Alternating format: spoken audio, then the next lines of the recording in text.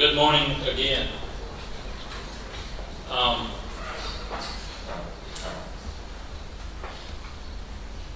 And welcome again to the conference and the first presentation this morning. A few minutes ago, I mentioned in the welcome remarks that our presidential theme this year is people, passion, and performance. And we have focused on building a worldwide best practices network to serve the community of professionals that are in the built environment industry, whether that's on land or on sea. During the year this year, I have met with a number of people in our industry to share how we can harness our collective passion for the buildings and the systems that we design and construct and operate. Today I would like to give you a brief update on some ASHRAE programs that are working to improve the energy performance of the built environment. Specifically to this conference, ASHRAE has always been involved in the marine industry to some extent. We have a standard 26, which is the standard for mechanical, refrigeration, and air conditioning installations aboard ship. And this standard provides minimum requirements for the design, construction, installation, operation, inspection, and maintenance of mechanical, refrigeration, and air conditioning equipment on board ships to permit the safe, efficient, and reliable operation of such systems. In addition, ASHRAE publishes a handbook every year. This year's edition is our application handbook, and there's a new chapter in that handbook this year. It's a chapter. It's a rewrite of a chapter on ships and ship systems. Again, in the ASHRAE applications handbook. That chapter, by the way, was first published in 1944. And so we've been revising it since then. Measuring the performance and improving the performance of the built environment has been a priority for ASHRAE for many years now. And all indications are that building performance will continue to be one of the top driving forces in our industry. ASHRAE, as you might expect, has many efforts underway in the area of building and built environment performance. But this year, we renewed our focus on this issue. And I'd like to share with you a couple programs and some things that we are doing at ASHRAE to improve our performance. One is ASHRAE's labeling program, ASHRAE Building Energy Quotient, or BEQ. Everything at ASHRAE is an acronym, so BEQ is how this is known at ASHRAE. The program was created in 2007, and this label might be familiar to you for good reason. The program was created because of some indication coming out of Washington, D.C. that the U.S. government was about to adopt mandatory building labeling, which has been in effect here in the European Union for quite some time. And so the committee that we formed at ASHRAE to develop our own building labeling program included a number of members from outside North America, including Costas Balaris, who all of you know here in this area. Costas was an original member of the BEQ committee. And obviously, Europe and other parts of the world are way ahead of the United States in terms of labeling buildings. But BEQ is the program that ASHRAE developed, again in response to some indication out of Washington that the U.S. was going in that direction. A couple things are unique about BEQ. One is it's two labels in one. There's an as designed label which tells you and rates how well your building was designed, and then there's an in operation label which lets you know how well your building is really operating. And so when you get to compare those two labels side by side, what you really want is a building that's operating better than it was designed, which is what this example on the screen here shows. When you're in trouble is when the building doesn't operate as it was designed. We've made a number of changes to this program this year. We've made it easier to use. We've made it applicable to many more buildings and building types, and we've made it much more attractive to more users. And there are more improvements that are scheduled to be rolled out. And this is not just a U.S. program, even though it was created to address what was at the time an indicated U.S. need. This is not a U.S. program. This as all ASHRAE work is, this was designed to be used anywhere in the world. And in fact, we now have a number of programs that have asked for and been given a label, and we have programs in buildings in Argentina and in the Philippines and in Bermuda and the U.S. and Canada and Mexico. All have been using this program. Again, there are additional improvements that are proposed, especially for the as-designed rating. More and more building types are being added to the as-designed rating, and while it's taken a little while, maybe a little longer than we would like, BEQ is beginning to be recognized and used. And here's the interesting thing. It was designed to be a labeling program, and certainly that's what you get. But you also get a lot of information about your building. If you have your building rated,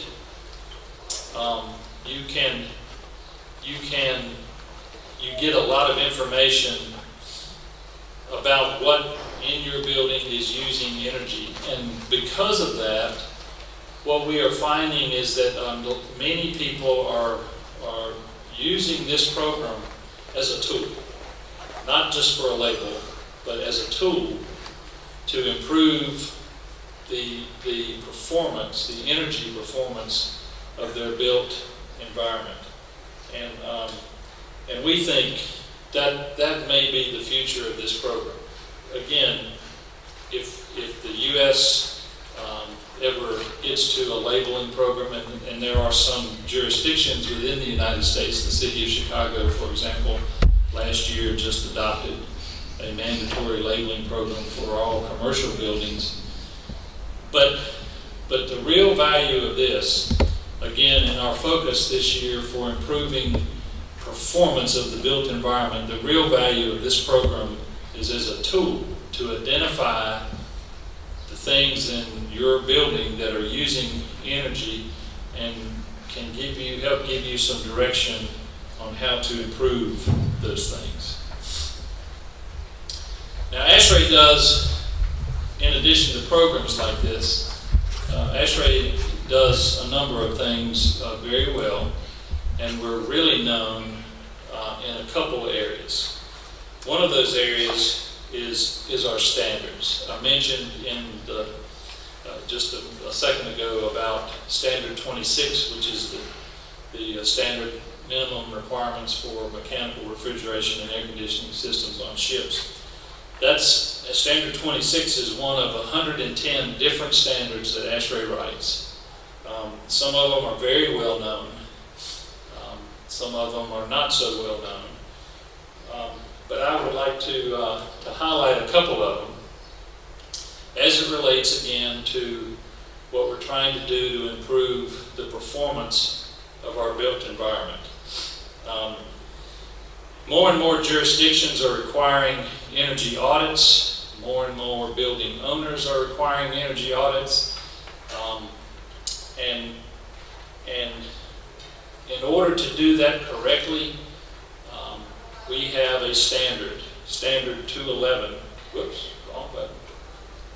Standard 211, and the P means it's in progress. It's being developed right now. It will establish requirements for consistent practices for conducting and reporting energy audits and the energy use in a building.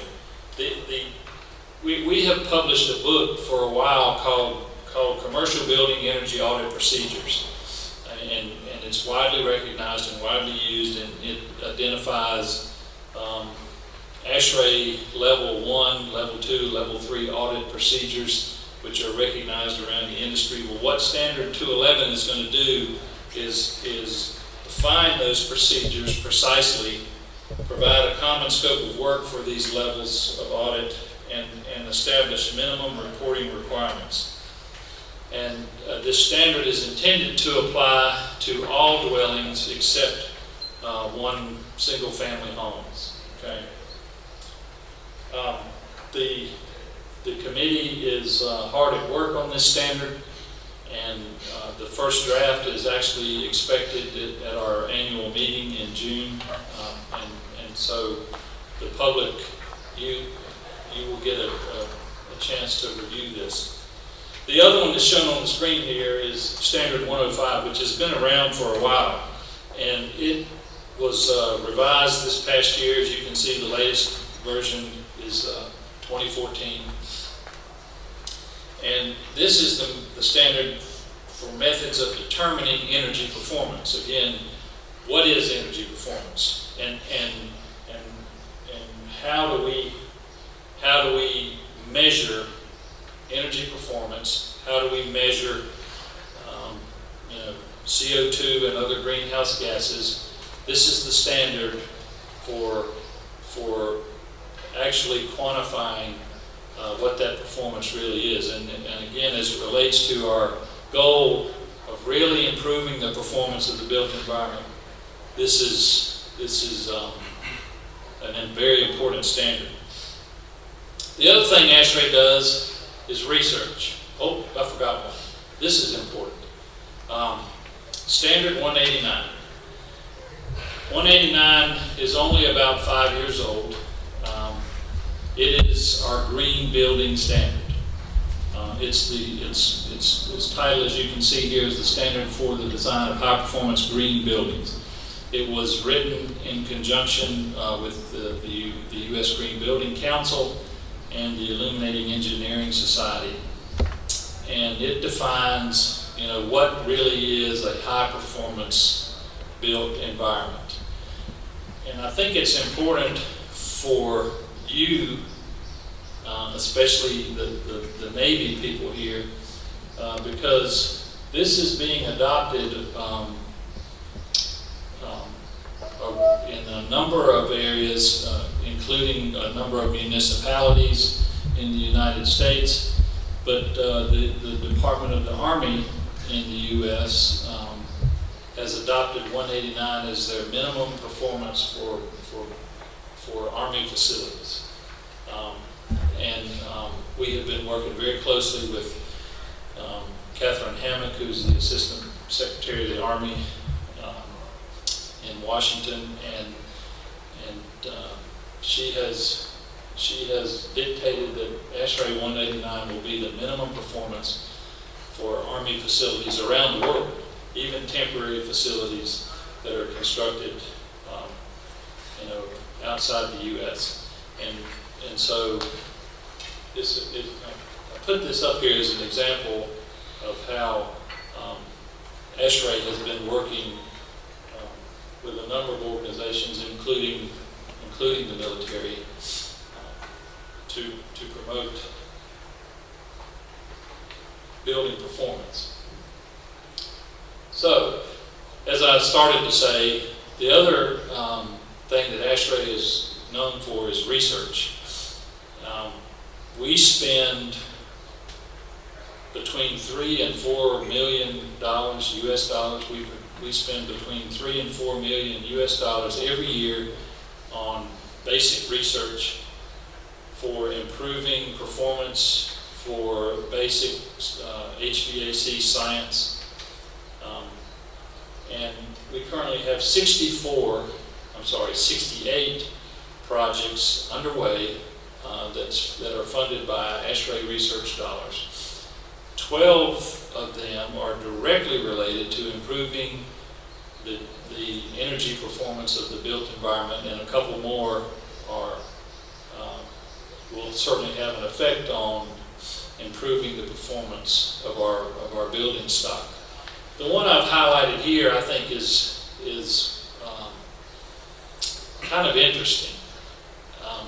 There's a lot of discussion right now in our industry about net zero and net zero buildings, and that's the goal. That's the goal for our industry around the world. You know, we in the United States, the architecture community has a program called Architecture 2030, where all new buildings after the year 2030 will be net zero energy consumption. ASHRAE has a similar program. The goals are not quite that lofty, but we're all working to get to a goal of net zero. Now, the definition of net zero is a little bit of a debate. Is it net zero energy? Is it net zero energy costs, which are two different things, depending on your utility costs? Is it net zero greenhouse gas emissions?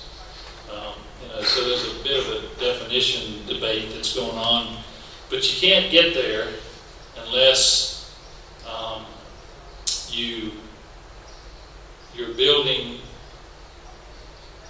generates as much electricity as it consumes. Net zero is not an engineering problem. Net zero is an arithmetic problem. It's simple math. If you use so much energy, you have to generate that same amount of energy so that you have a net of zero. And it's kind of hard to do today. Now, technologies are changing, and the dream is, and the vision is, and I truly believe we will get there, is that it will be very easy for any building to generate on-site all the electricity, all the energy, whether you use gas or electricity or whatever, that you need. But today, that's a little hard, especially in urban environments, where setting up enough photovoltaic cells or wind turbines or whatever you're going to use to generate your own electricity is really hard to do. So someone asked, well, if you can't generate that much electricity, how low could you go? How efficient could your building really be? And so that's what generated this research project, and that's what this project is trying to find out. What they're doing, in very simple terms, is they are building a database of anything that uses energy and trying to find the most efficient piece of equipment, the most efficient lights that you can get, the most efficient air conditioning system that you can get, the most efficient computer you can plug in your wall. And then when you find that out, then you take take that information and you run very sophisticated energy models, and they will give you an indication of how much energy, what is my target, how little energy that I could conceivably, if I had access to all of that high efficiency equipment, how little energy could my building use? And on the surface that might seem kind of a waste of time, but it's a very important project. It will help advance design guides. It will help advance standards and codes by providing what could be an ultimate goal. This is how low you could go.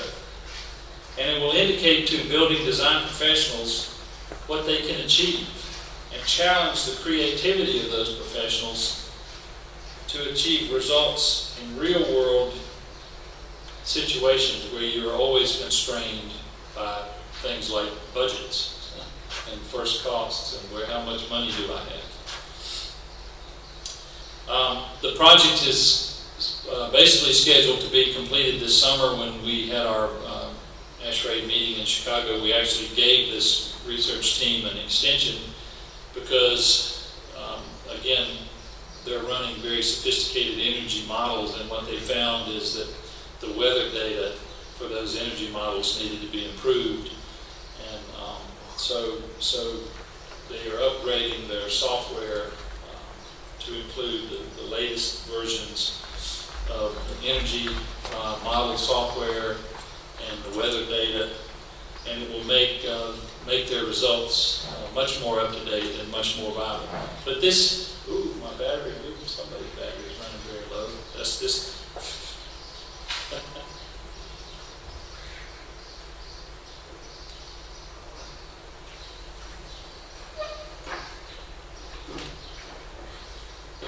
Anyway.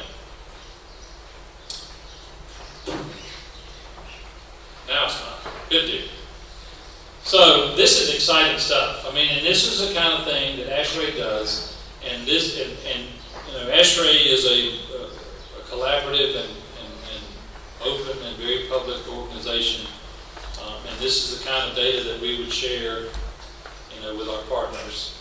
But this is exciting. This is really exciting stuff to me because this is the future. This is really improving our performance. Tom, 2 more minutes here. We have run out of time. This is the end. Oh, perfect. I knew that. This is the end. All right.